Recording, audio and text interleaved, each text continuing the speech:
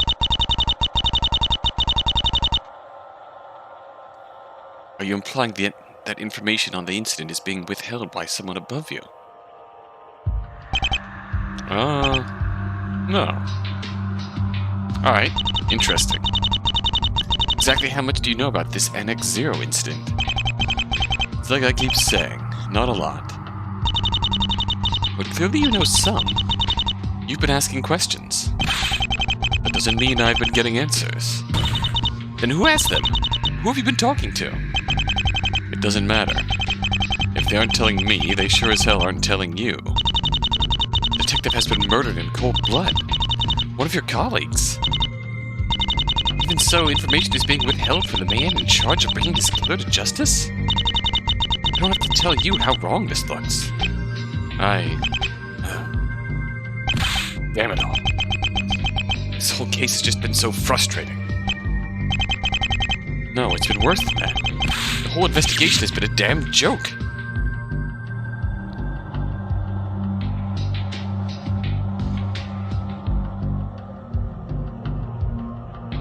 Wow.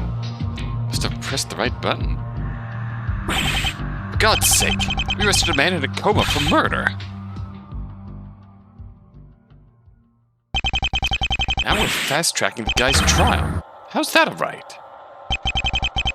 Every time I shout up the chain, I get served the same crock of bullshit.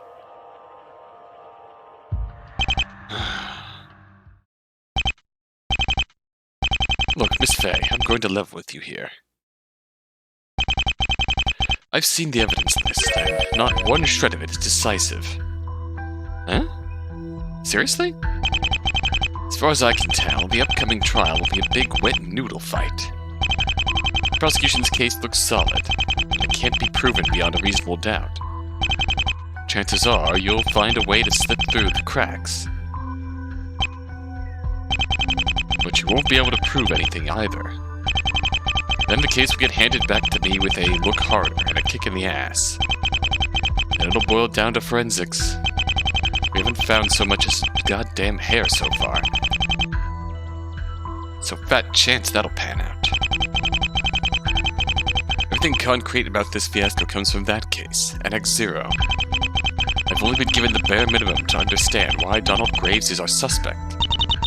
And just what have you been given? I was only told two things. I was told that the incident involves some sort of serial kidnapping. And I was told that the message used to indict Graves includes some detail only known to those involved. That's... yeah. I know. On my own, though, I dug up a little more. Some names.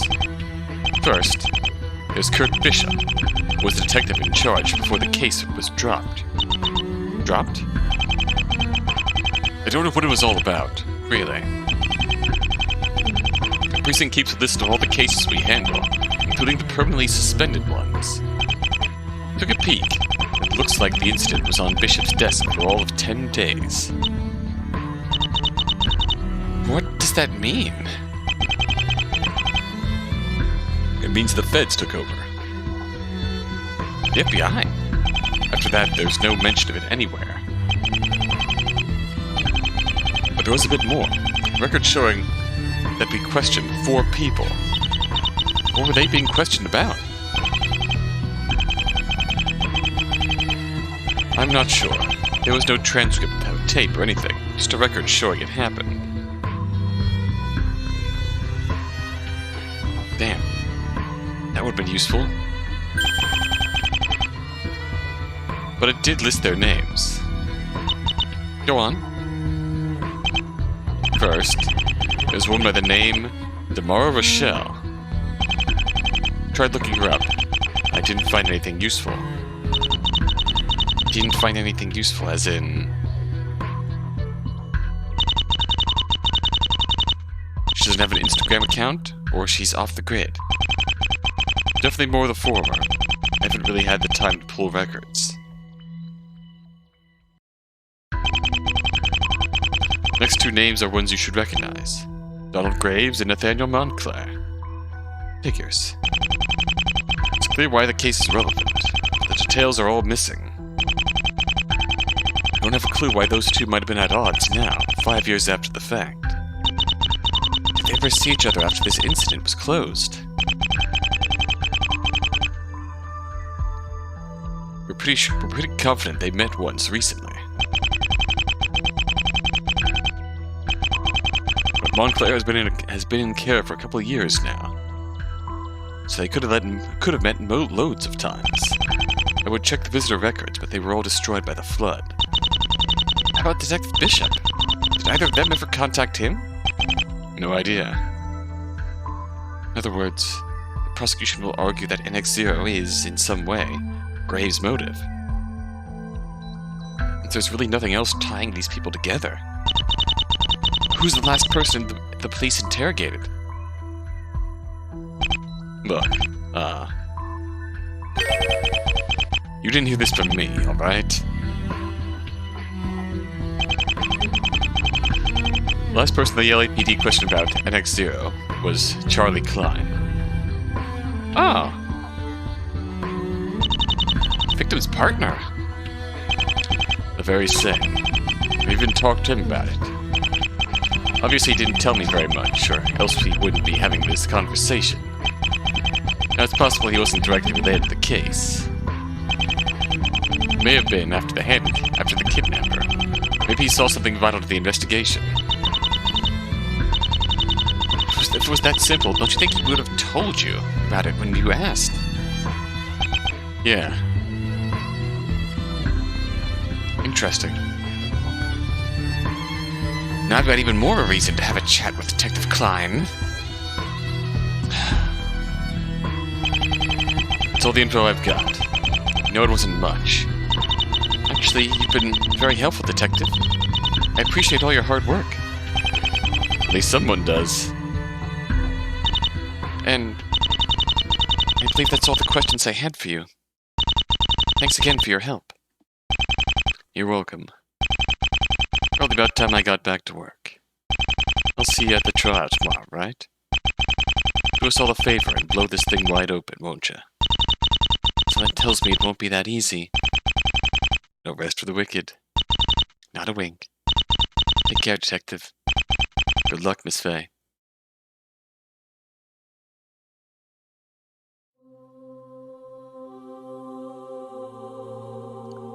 I've learned all I can. The rest will have to come tomorrow. I'm not sure what will happen. I hate admitting it. I understand why Tower feels so uneasy about this case. It's fake. Clear blue waters that grow darker and darker as you sink. Case that can't be proven. A tale no one will tell. A city underwater. This is such a strange story. Somewhere deep within its pages are the answers I've been looking for. After all is said and done, it may no longer be a story I want to read. Even so, I will see this through. I will turn the final page with my own hands.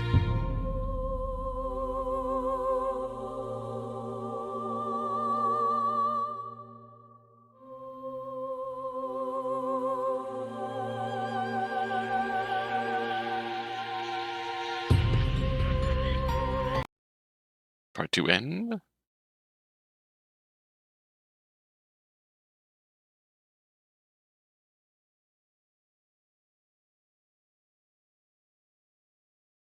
Part 3, voices off camera. Oh. Oh, that's all the loading we're going to get off of this one.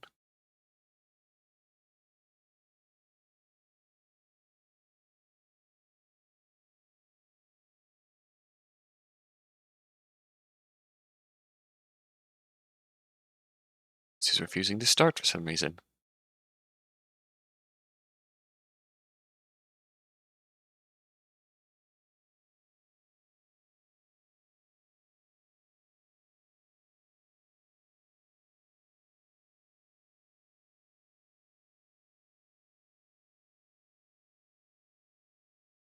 Why are you refusing to start?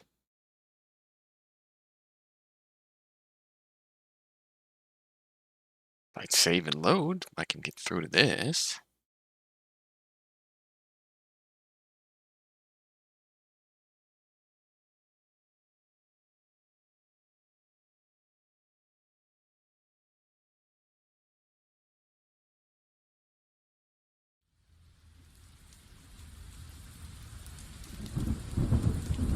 I thought about staying. They offered me the chance to lead them, to teach them, to be kings. So endeth another viewing. But Jesus my Christ. Here, so I What? swallowed the juice, said the words, and here I Can't am. handle Army of Darkness anymore? Right this time? It was fun the first time, but Well, maybe I didn't say every single tiny little man, how many syllable, times have we no, seen but this stupid basically I movie? said 'em, yeah. Not nearly enough. Ah. Can't believe you found a copy here. And fault folks for having good taste. Yeah. Movie doesn't become a cult classic because it's good, Tower. Ooh, hold on. Check out the sweet facial prosthetic on this demon chick. Tower, I've probably seen it upwards of 50 times. Man, I wish I could make something that sweet.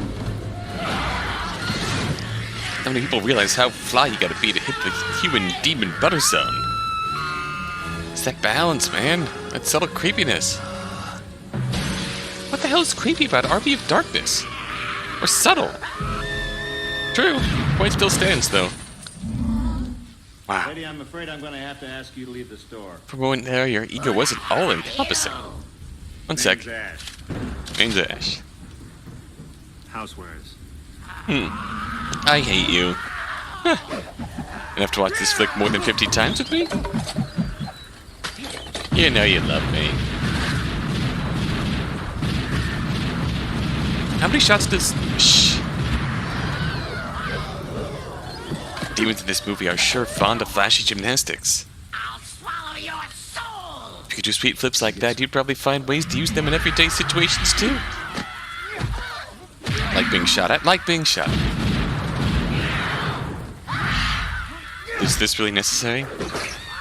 I always forget about that goddamn trampoline. Yo, pass me more of those awful chips. Sure, I could have stayed in the There's past. none left. What? You actually ate those things? Could have even been king. They weren't bad, just weird. But in my own way, I am king.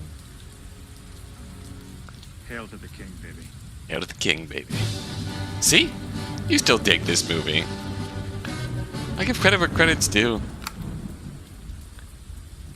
That doesn't mean the prerequisite 90 minutes was worth it. Rest in fucking pieces, my monetization. At best.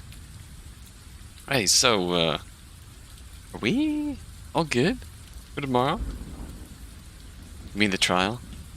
No worries. It'll be a piece of cake. Alright. Tight. What? You think I'm gonna lose? You know that ain't what I'm worried about. Tower. It'll be fine.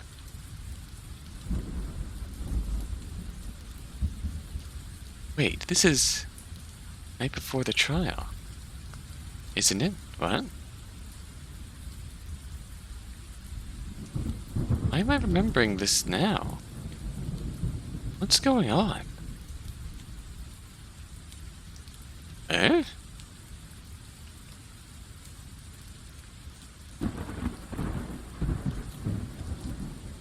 Oh my god, I'm not ready for this. Calm down. I just need to calm down. Hey, you doing okay, Mia? Need to think. Need a game plan. You don't really look that hot. Medically, I mean. Clayton said that the prosecution's theory isn't all that solid. I don't think they suspect Graves for 2 reasons. Can I get you something? Tea? Coffee? 1, he was at the hospice on the night of the crime. Because I'm gonna get a cup or 4 for myself. And 2, he was involved in the NXO incident, which gives Graves both the knowledge needed to pull off the murder, and a motive, somehow. So if you want one, now's the time to ask, because I'm not sharing. Huh? Sorry? What'd you say? Coffee. Yes? No? Oh, no thanks. Hey, Mia. This lobby's a lonely place without the defendant, isn't it? No sorrowful goodbyes, no lives entrusted to others, no hopeful anxiety. There's no feeling of companionship here. No fear either. Just silence. A silence in the weight of uncertainty. It's a harrowing feeling, and an all too familiar one at that. Man's right. I know you're anxious. I'm a little antsy myself. I mean, you and I have done some really dumb shit together, but this is by far the stupidest.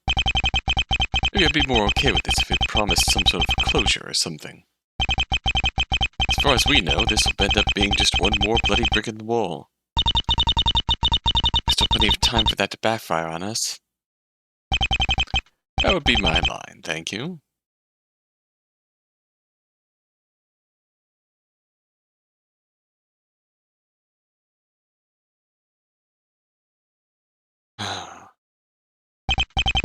Look, try not to worry about it. You don't kill the heroes off until the climax, right? Yeah. I'm gonna go grab some Joe, okay? Just sit here and try to chill out. I'll be back in a sec.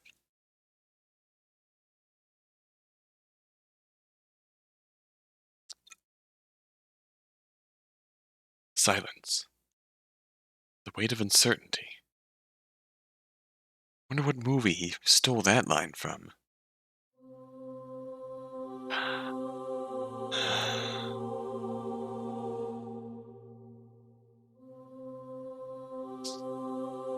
Klain said there was no decisive evidence or testimony against MacDonald Graves. So basically, if I can prove that anyone else had an opportunity to commit the crime, there's no way they can pass a guilty verdict. But I can't let the trial end that easily.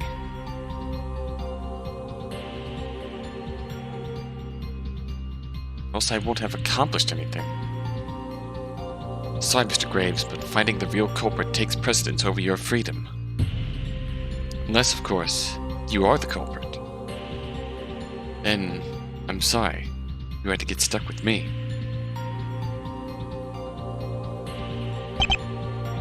Hey. Oh, you're back. It's almost time. Yeah. There's no bailiff today, so suppose we'd better head in. Ready? You know it. Okay.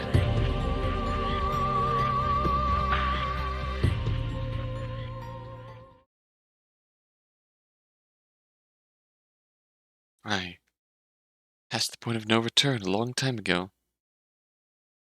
There's no point in being scared.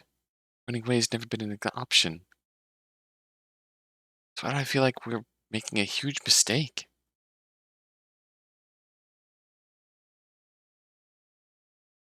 If this is just another brick in the wall, then why are these doors so damn big and important looking? These doors. Just can't help but feel. And through these doors is the next chapter of my life, for better or for worse.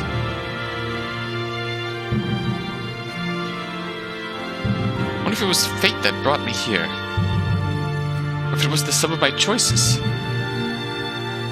No, it doesn't really matter. I will walk this path to the bitter end.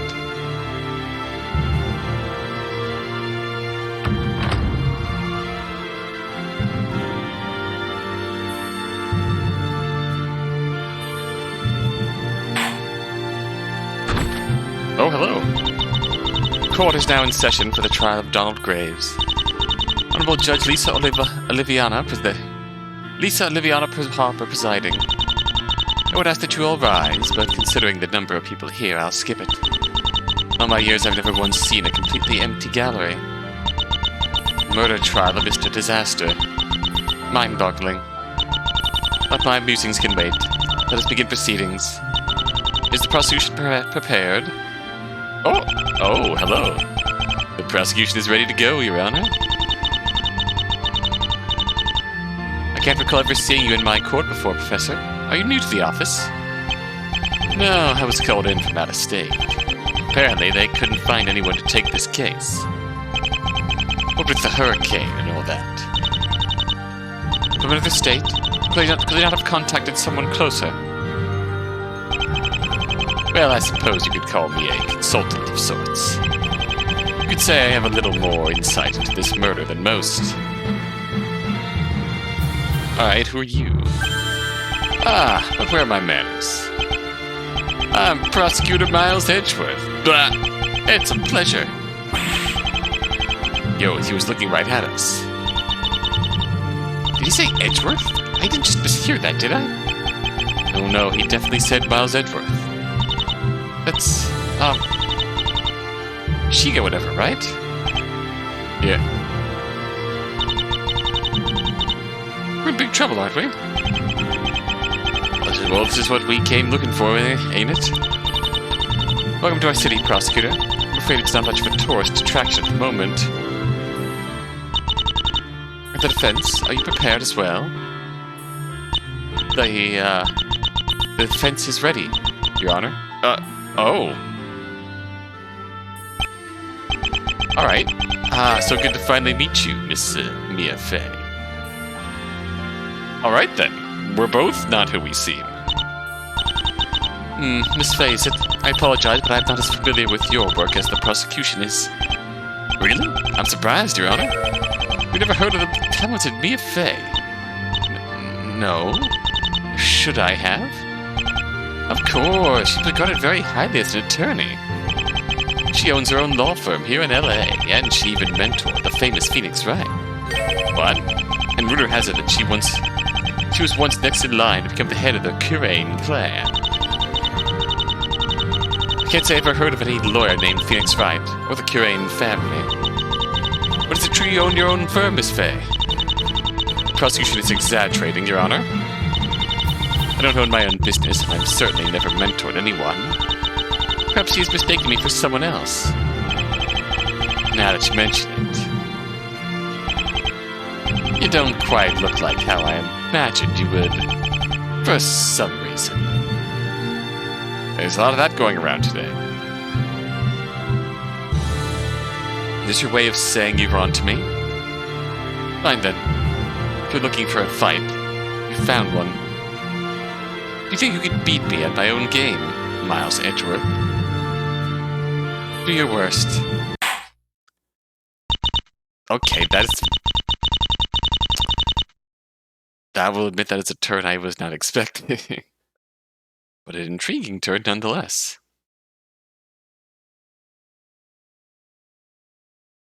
Now then, I think it's high time we moved on to opening statements. Would the prosecution please start us off? Certainly. I'll skip the theatrics since no one's here to appreciate them. The prosecution seeks to indict Donald Graves for the murder of Detective Kurt Bishop. We start by stating that there are only a handful of people in the world who possess the knowledge needed to have committed this crime. The defendant is part of that happy little bunch, of course. The murder took place on the roof of Jameson Memorial Hospice at midnight between July 17th and 18th. At that time, the defendant was the only person in the building who had both the knowledge and opportunity to kill. Through evidence and testimony, we are able to paint a picture of what transpired that night. And prove beyond a shadow of a doubt that Donald Graves is the culprit. Very well. What is the defense's response, Miss Fey? The defense pleads not guilty, Your Honor. We aim to prove that the defendant is not only innocent, was deliberately framed to take the fall for this murder. That is a very bold statement, Miss Fay. For the sake of your client, I hope you can back up your claims. On the subject of the defendant, have there been any updates in regards to his condition?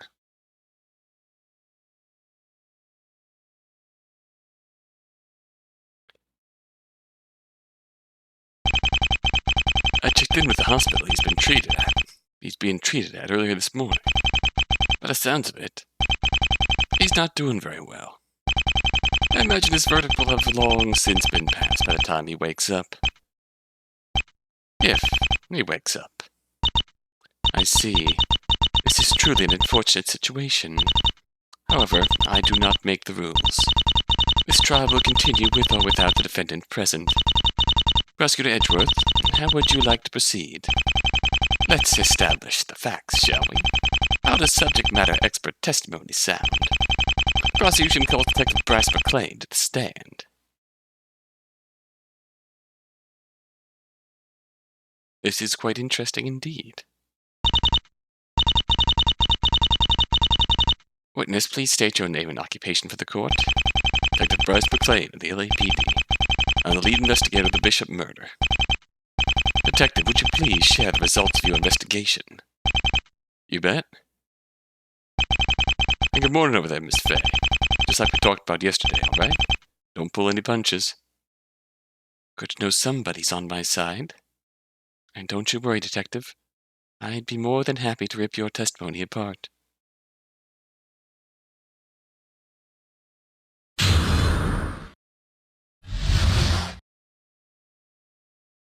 Case summary. The victim's name is Kurt Bishop.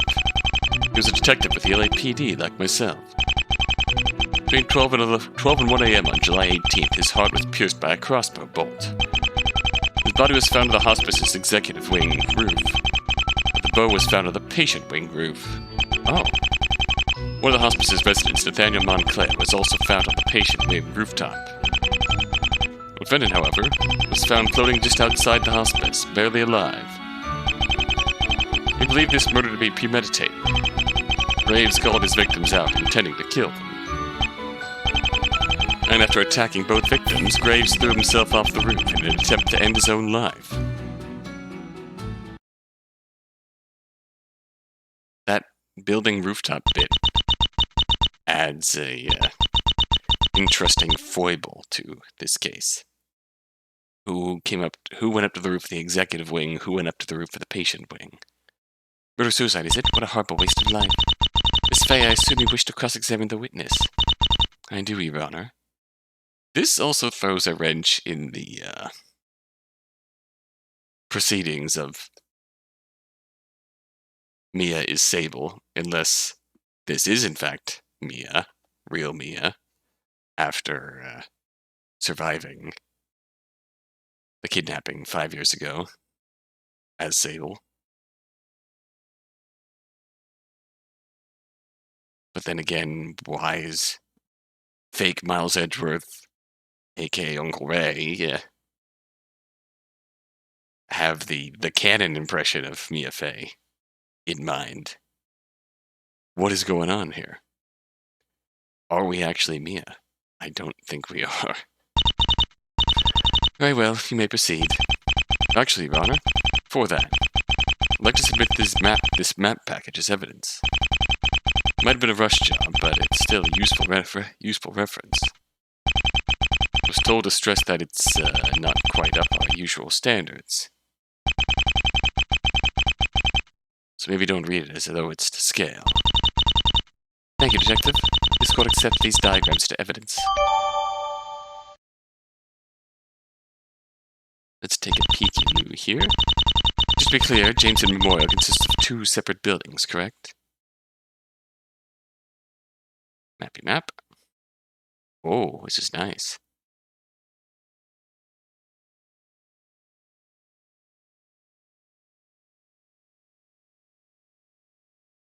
Flooded, 1F.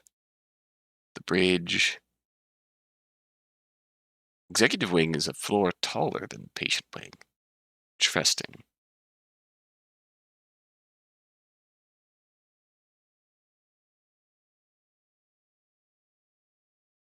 So patient wing rooftop. Nathaniel found unconscious. C is whomst exactly? Victim? Executive wing. Oh, wait, who's the V then?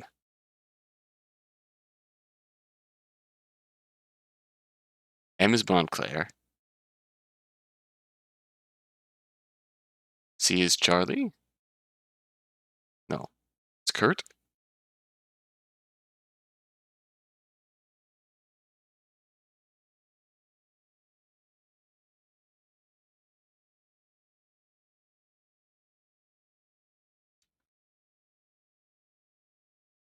Oh, see where the crossbow was found. Oh, the context is down here. Montclair found unconscious. See where the crossbow was found. Kurt Bishop's body was found on the executive wing rooftop. Attacked Montclair. Kurt Bishop showed up on the executive rooftop. Got shot from below. Died there. Yeah, that puts credence on the culprit being on the patient wing rooftop. Interesting. We also picked up Tamara Rochelle, missing woman in this case. The new mystery backdrop. Lisa Liviana Harper. Interesting character. And Miles Edgeworth, quote unquote. Alright, back to business. Right. There's the patient wing, which is where you can find all the temperate tenants' room and reception. And there's the executive wing, which is mostly offices and such. Executive wing is slightly taller than the patient wing, but the latter is the bigger building overall. And of course, the two buildings are connected by a pedway on the second floor. I don't have all the facts yet. I should start by making sure I've got all the weapons I need. Start poking holes in their logic.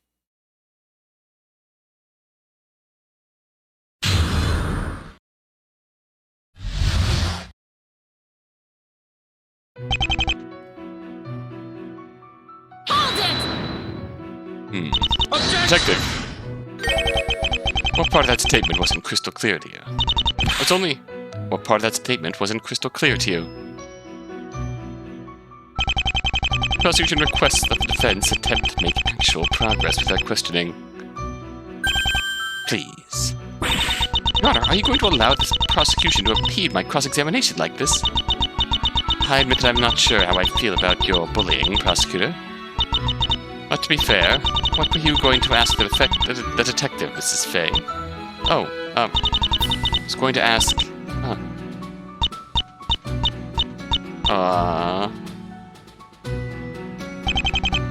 Right then, moving on. This is going to be a long trial.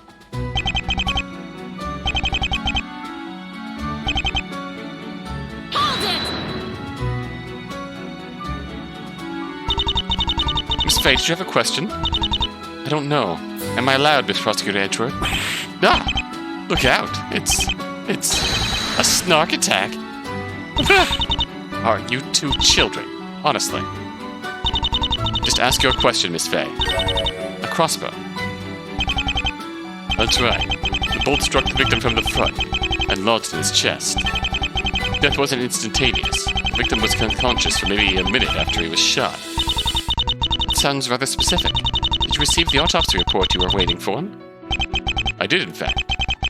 I've got it here. The court will accept this into evidence. Oh, hey. This report comes with a picture of the victim. You can finally see what his face looks like. Oh, come on!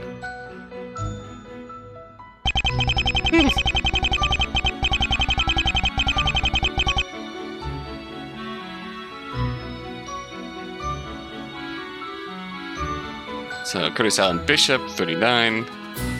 Time of death, 12-1. Heart failure caused by direct ballistic trauma, crossbow bolt.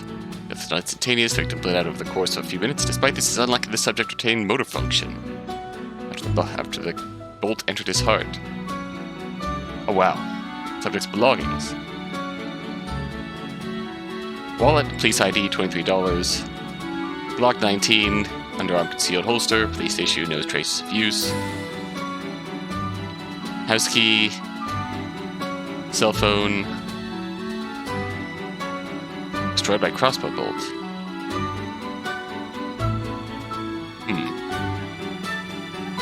Lockpicking kit. Lockpicking kit, very old. A spool of fishing line and a hook, lighter, cigarette. Thoroughly drenched by water and by blood. Hold it!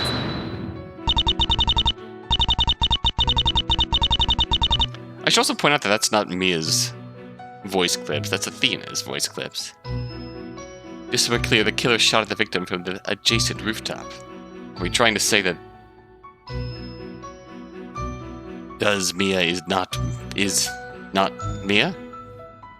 Just so we're clear, the killer shot at the victim from the adjacent rooftop. That's correct. We know that Donald Graves, Daniel Montclair, and the weapon were on one roof.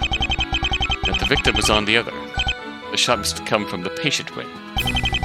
Additionally, the only people who could freely move between the two wings were the nurses on duty. Meaning that there's supposedly no room for chicanery. Detective, why don't you tell us about the murder weapon? Right. Found the crossbow at the location on the map, marked by the big red C. It was just lying next to one of the fan enclosures. Those X-looking things in the diagram. The weapon is your average hunting crossbow, probably obtained at the black market. The bow didn't have any traces on it that we could find. We did confirm that the bolt that hit Bishop fits in with the bow. That the distance the bolt traveled is approximately consistent with the wound. By approximately, I mean taking the hurricane speed winds into account. No prints.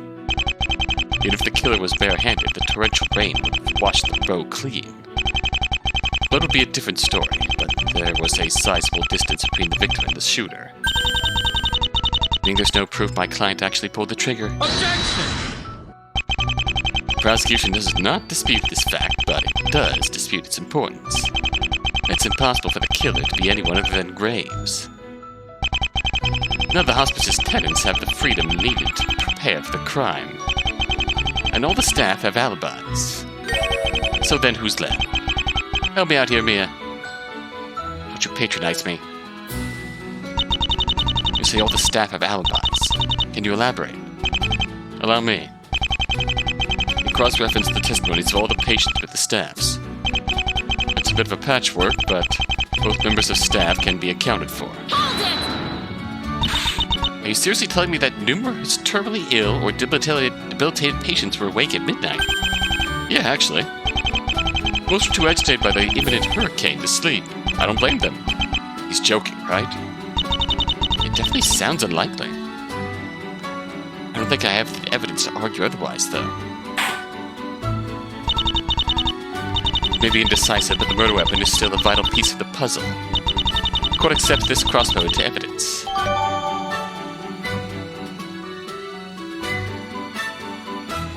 Hold up. What's this about a thermal scope? Oh, that? There are no lights on either rooftop, so the place was essentially pitch black. Hence the thermal scope. It allowed the shooter to target the victim in the dark. Thank you, Detective. I think we all grasp the concern of thermal vision. The concept of thermal vision. You can get back to your testimony now. Hold it! Montclair? His report describes his injuries as blunt trauma. Was he struck with something? Boy, was he ever. Take a look. The killer used this heavy steel pipe to brain Montclair. A pipe.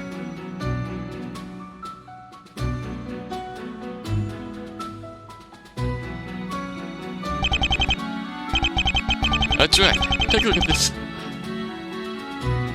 Take a look at the second diagram I handed out.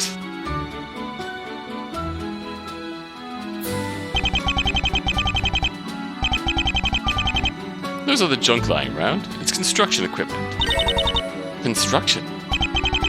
Yeah, they're fixing the ventilation system, if I recall correctly. They've been working on the roof 10 to 6 every day for the past week or so. See the thing on the right? It's a pile of steel piping. Found our pipe here mixed in with the lot. Tested positive for blood.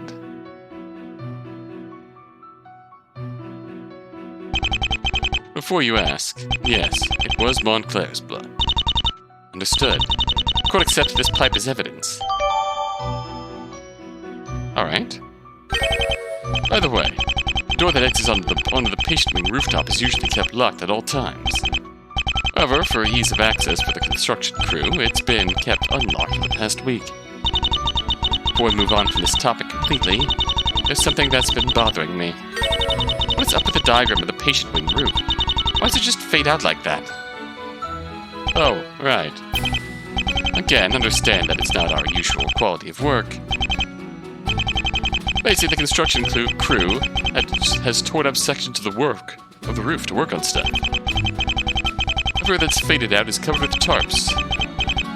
You could walk in that area, but take it from me that you're likely to break a damn ankle if you don't know exactly where you're going.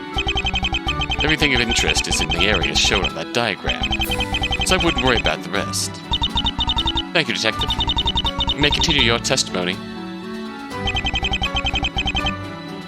Hold it! Jameson Memorial is a 6-story building. I wonder what did Graves survive that fall? Oh, that's easy. He hit the water. From the flood, you mean? That's right. Based on witness testimony, we know the first floor flooded around 12:15. The water rushed in extremely quickly. It took maybe 5 minutes for the first floor to submerge. When the defendant jumped, the floodwater cushioned the impact. Obviously, hitting water from that height still did a number on him. It was probably what saved his life. I see. Please continue, Detective.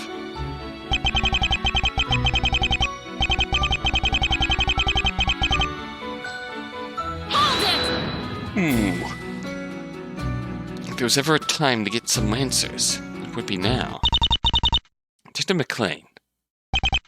I know. You want to hear about the messages and such, right? Let's start with Bishop, then. He's the odd one out. Early on in the investigation, we searched his desk at the LAPD precinct. Inside, we found a letter. A letter? Who's it from? We're not really sure. The sender's diction implies that the two have some sort of history, though. As for the contents of the letter, well, I'll let you read it yourself. Time for another evidence look-see. Saw the autopsy report. Crossbow. Finding crossbow found on the roof, the projection wing. Black mark with thermal scope. No traces. Pipe. Long and very heavy steel pipe used to attack Montclair. Traces of blood. One end. Pipes from ongoing construction. And the letter. Detective, if you're reading this, then something has gone awry. I'll be out the roof of the Jameson Memorial's executive wing around 12:30 at night, on the morning of the 18th. After that, well, who knows where I will have gone to. If you want to find me, then I would advise you to act quickly. You know how it is. Can't tell you much in this letter, unfortunately. The truth you're searching for is not a simple one. In lieu of a proper explanation, please allow me to give you a small something to help you on your way. For good or for ill, it seems that I am a very poor murderer. Cosmonaut. Huh. Awry, something to help you. A very poor murderer. Cosmonaut. What the hell does any of this mean? This is the reason the victim went to the hospital that night. Went to meet with the sender of this letter.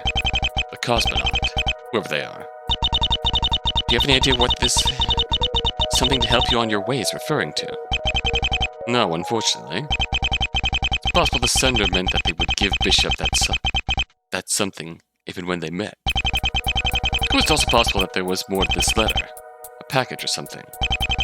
But again, we just don't know. The letter wasn't delivered by the postal service. We don't even know how he received it. I see. So then the sender's identity? Not a clue. I'm glad we got that sorted. Anyway, the truth being alluded to in this letter. There's no doubt in my mind that it's NX0. The question is, who's the sender? All things considered, Cosmonaut is probably our killer.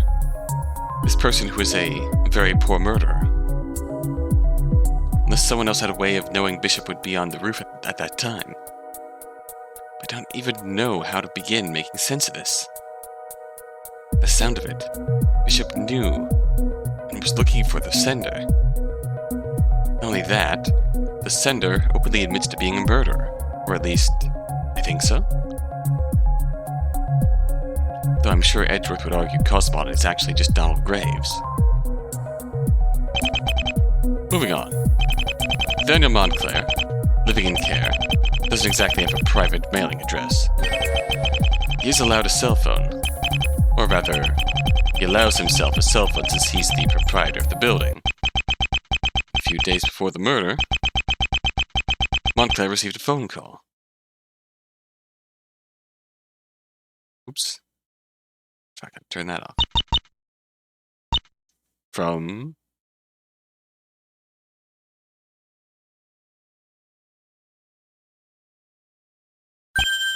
Oh, is that my line? Oh, who called Montclair? Well, obviously it was the defendant. Objection! Traces the same call were found on my client's phone as well, or so I'm told. Meaning that Graves was summoned at the hospital just as Montclair was. Simple. He faked the call to himself to make it look like he had a reason to be at the hospice. Objection! Evidence, please. Your Honor, the prosecution is sprouting conjecture. If he has any real proof that my client harbored ill intentions, he would have presented it by now. Alright, jeez. There's no proof Graves called himself to throw us off the trail. But conversely, you can't verify that the call was legitimate either. What do you mean? What I mean, dear Mia, is that the only evidence suggesting this phone call to Graves happened at all is just a single number on the defendant's recent calls listing. It matched the one on Montclair's phone and was made using a disposable cell. Hold it! If that's the case, then how can you be sure that the phone call to Montclair was real? Fair point. Basically, we don't know that either. However, Mr. Montclair was very forthcoming about the details of the call. And we've got no reason to believe he would be lying. Indeed. After all, it would be very difficult for someone confined to medical care to prepare for this murder. So then who was it? Who was what? You've lost me, Miss Fay. The question I asked earlier. Well, the prosecutor thought he could dodge.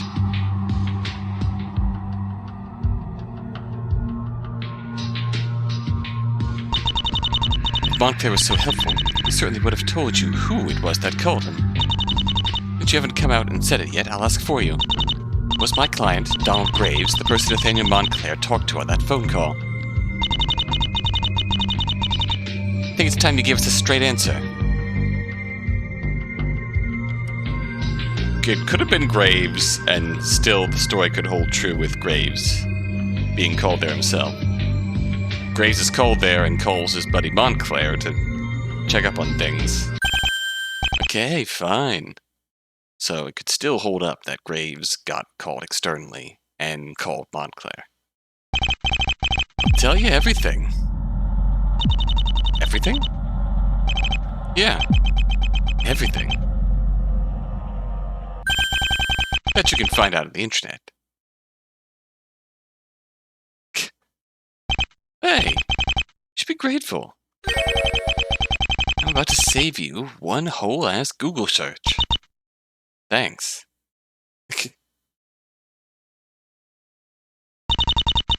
I can't help but feel I'm missing something here. And this is for you, Your Honor.